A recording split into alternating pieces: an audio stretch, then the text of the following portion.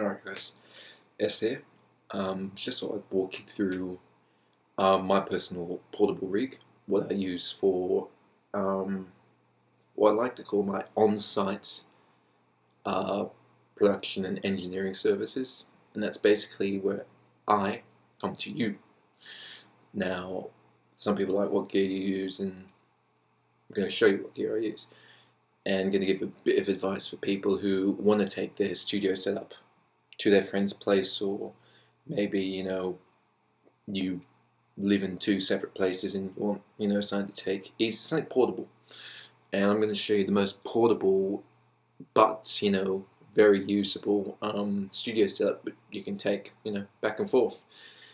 And I'm actually, to be honest, only doing this because I've actually got call it a gig, but it's more like an appointment with somebody tomorrow doing some engineering at their place, and they do not have um, the best gear.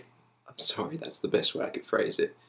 Essentially, their gear isn't great, and their acoustics may not be great, but I can take my kit with me, and hopefully, like I know what my kit sounds like, so I'll be able to get a good sound, and they'll be able to see what's possible in their space, and that's always good, showing people that their space isn't crap. They may have read a whole bunch of web forums and stuff saying your room's bad or you won't be able to do something good in your room. That's BS, man. You can do great work in any room, and showing people they can do that is, it's really what it's all about. So anyway, got it all packed. So I'm going to show you the gear and how it's packed.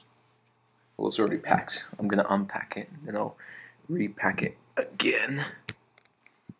And the gear is just down there in these two bags. Just angled this right there. Hopefully getting this all in shot. So essentially I'm going to unpack the gear. What's first? This guy's, obviously you can read at the front, hopefully. Genelec, what's in here? I got two. These are really old. They're from the UK. Following me from the UK. I call them the Scarfaces because, well, not this one. This one's actually pretty good. These are Genelec 8030s. Yeah, see a little chip out of that guy.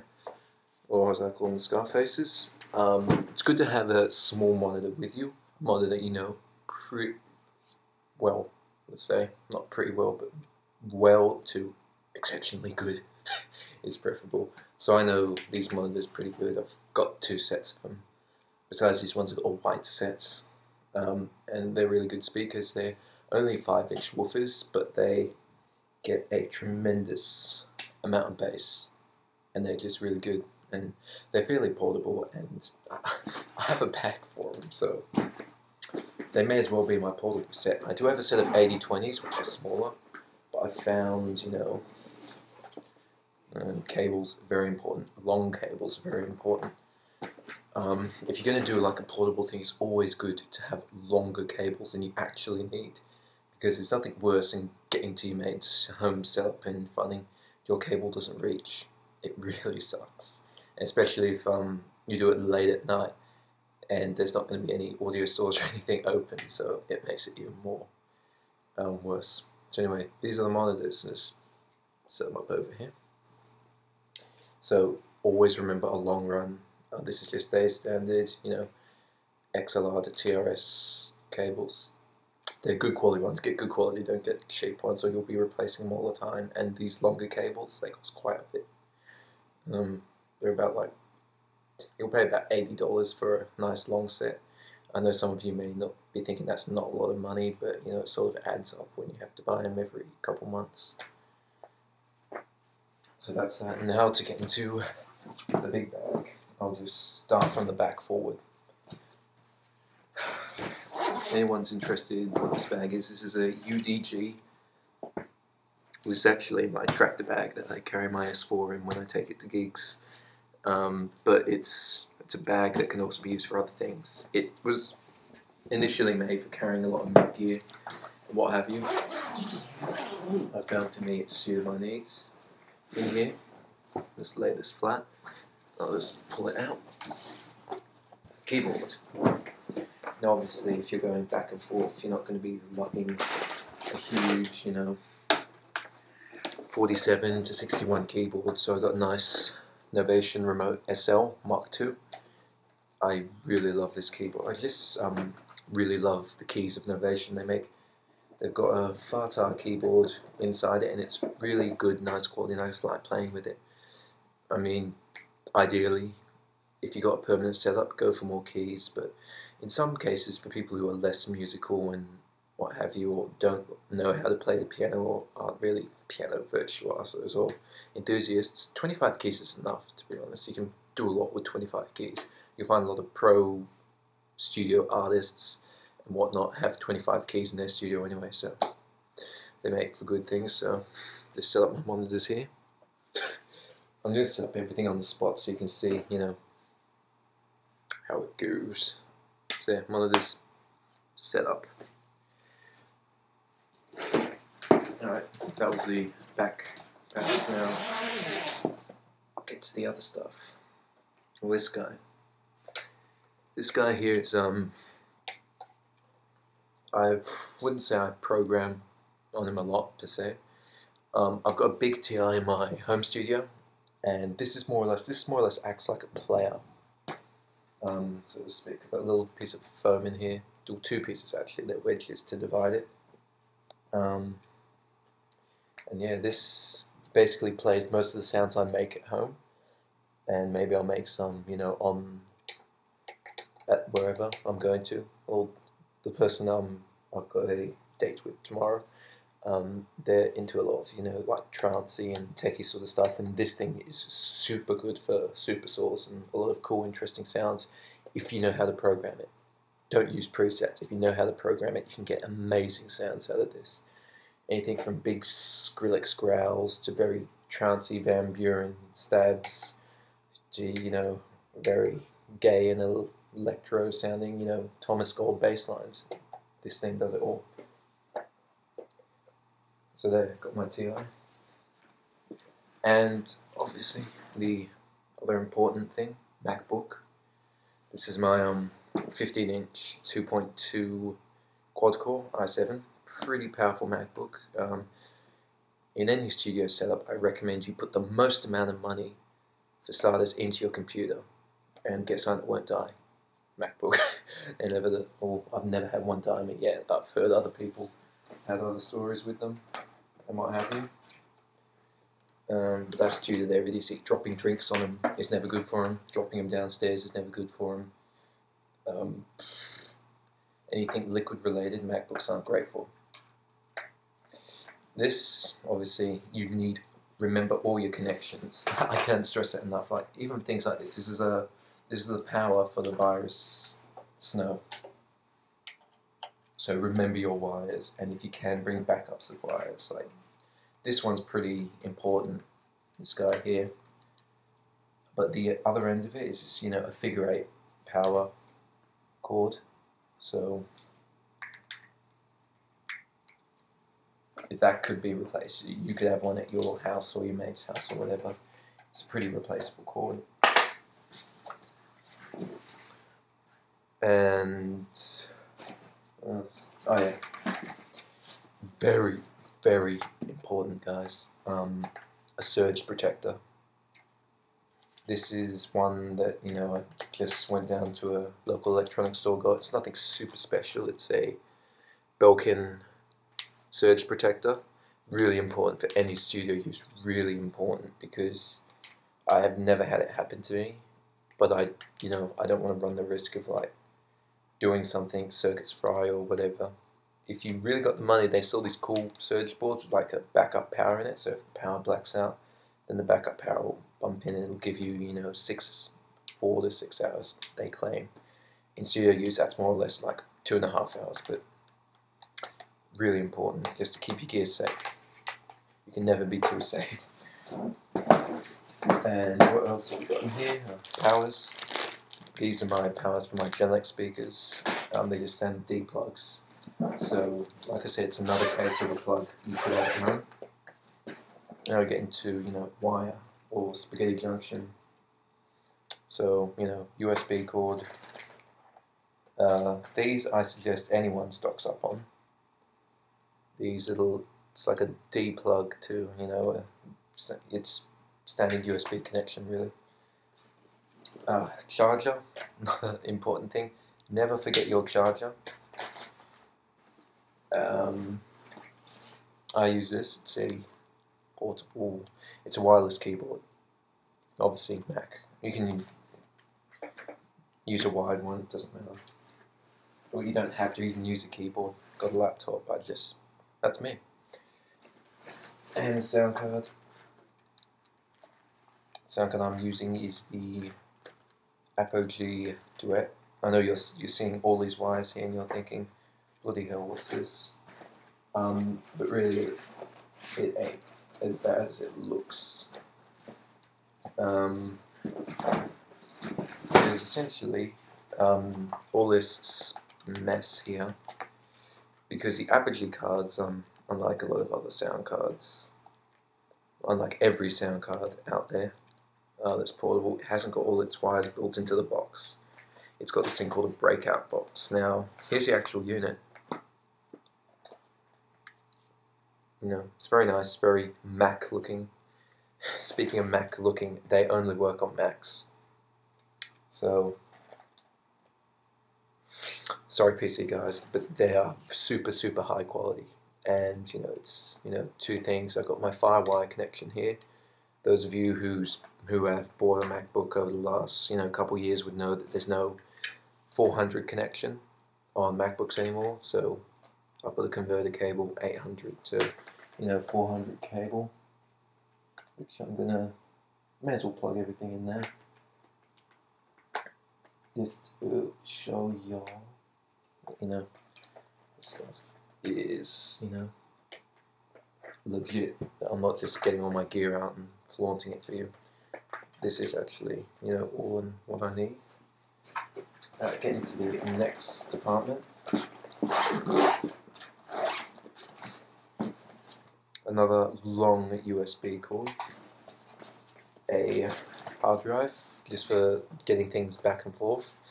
Now, those of you who use a Mac, if you put your Mac in target disk mode, which, do a quick search on that on Google and that, you'll find out what that means. You can turn your entire MacBook into an external hard drive that'll be detected by other computers. And you can turn it out of it very easy by turning your Mac on and off.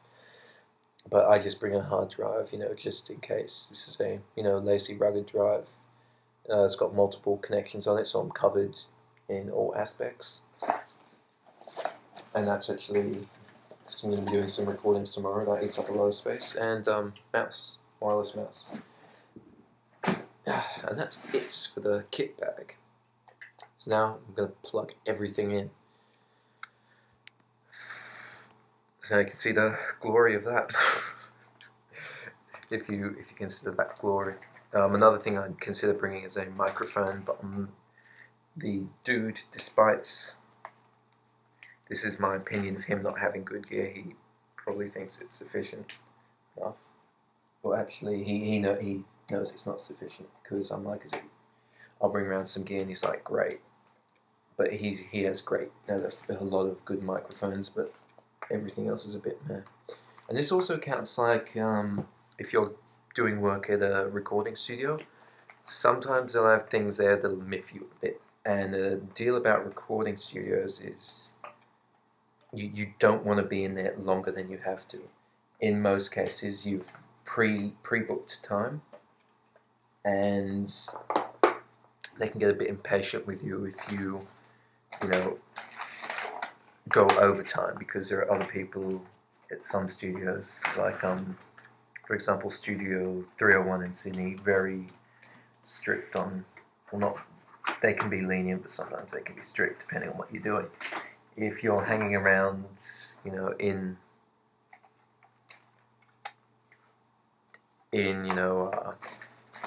the recording room mixing, and when I say mixing, I don't mean you've got two turntables out and you're going crazy in there.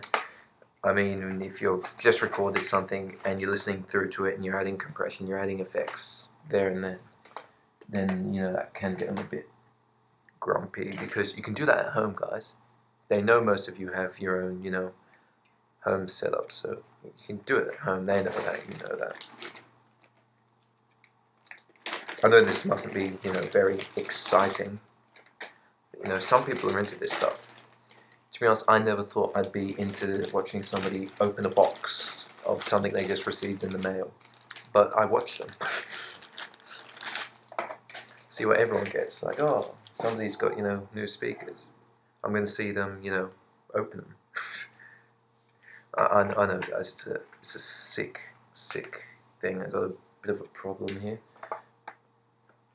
But you know, I like watching unboxing videos. It's cool. And I haven't seen many setup videos. Probably for a very good reason. They're not very entertaining to watch.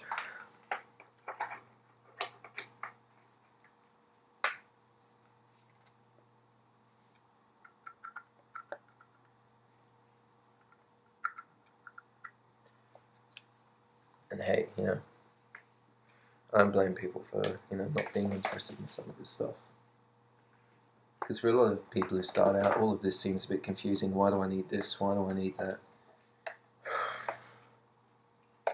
When I find an answer, guys, I'll let you know.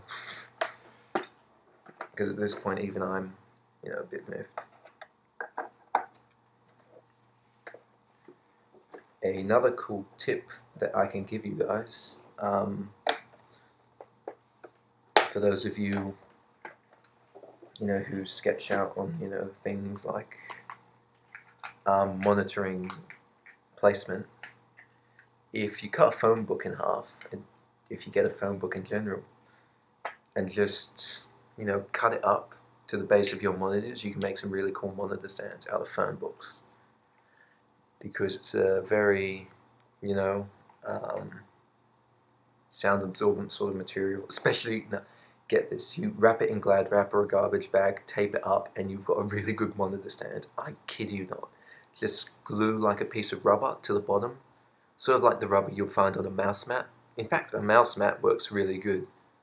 I made you just got some like rubber from a hobby shop, and it worked great. And doing the monitor stand, I mean, total cost, you know, like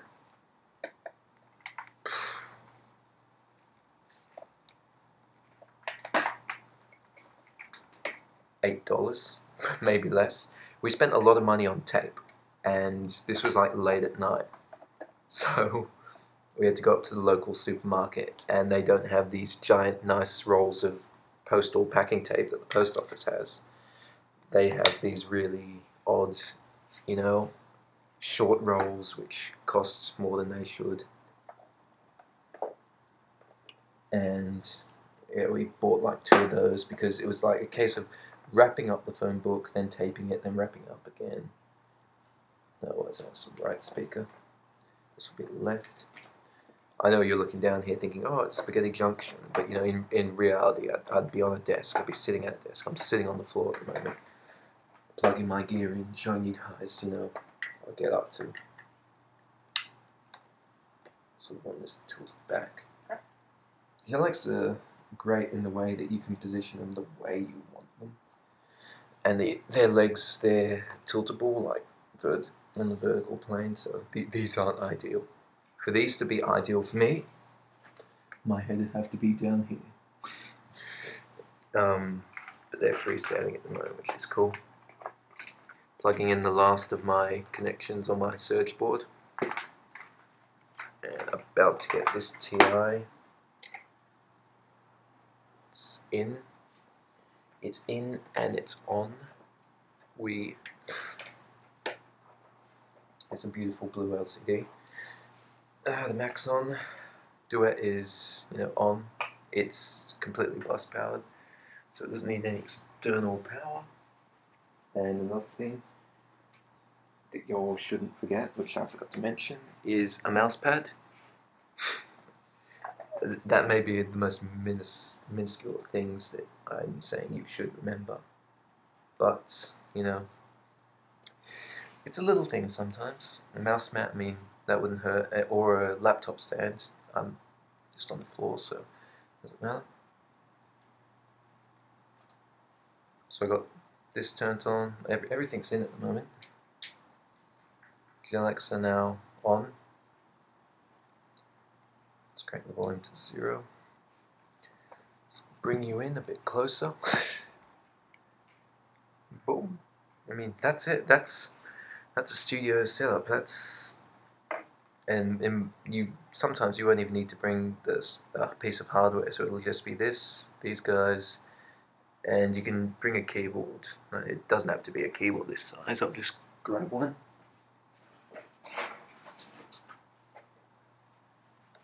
Keyboard this size would do as well. This is the Akai MPK Mini. LPK, it's just the MPK Mini. Drum pads, which work.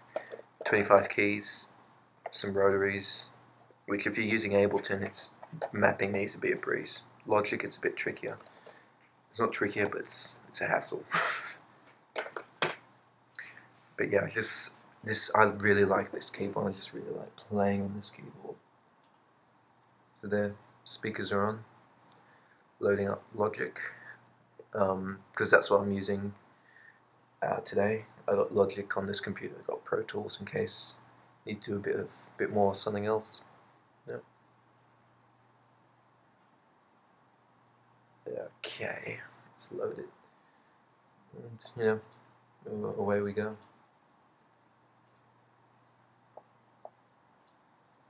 I mean, that's it, guys.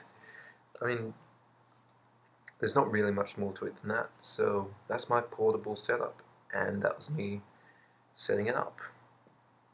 And just in case you're wondering what sort of sounds are coming out of my door at the moment, Logic's still loading its latest project. I don't have camel fat, so it's freaking out.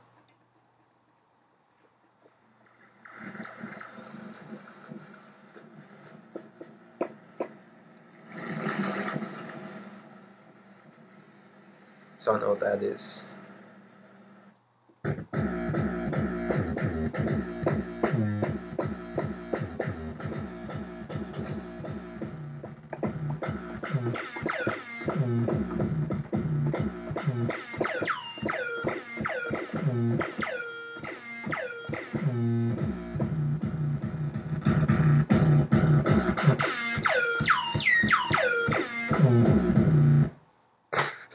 That was the last thing I was doing. Apparently making a kit. So anyway, cheers guys. Got any questions about portable setups or what's good gear? I'll give you my opinion, not fact.